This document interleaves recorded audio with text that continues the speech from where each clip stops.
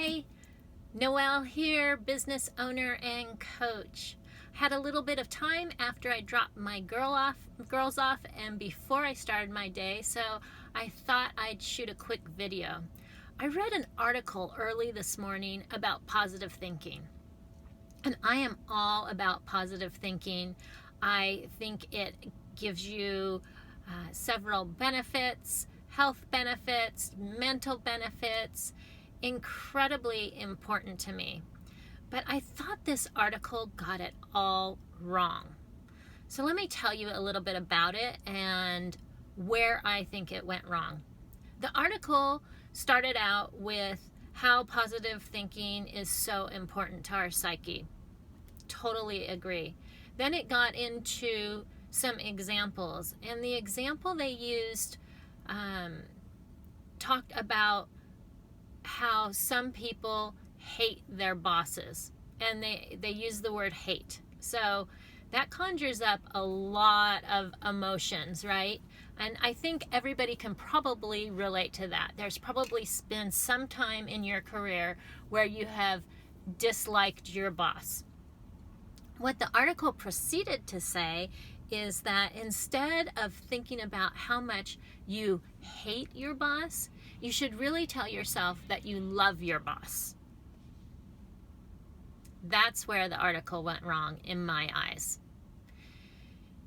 If you're at one point of the scale, hating your boss, and the other point of the scale here is loving your boss, and you're telling yourself, I love my boss, and you're saying that over and over, I love my boss is a very positive comment.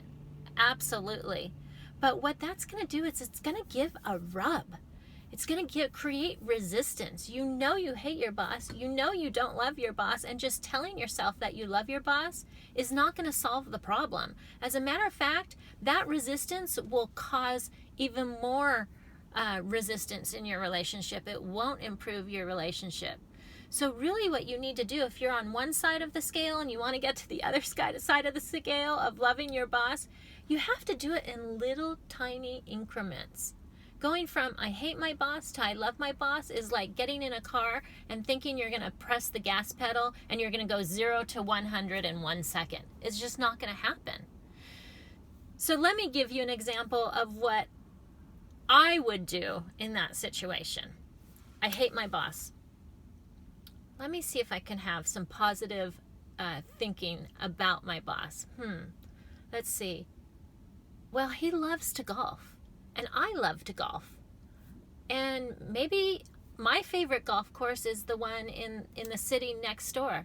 I wonder if he likes that golf course. Maybe I can talk to him about golfing, and maybe we can have something in common when it comes to golfing.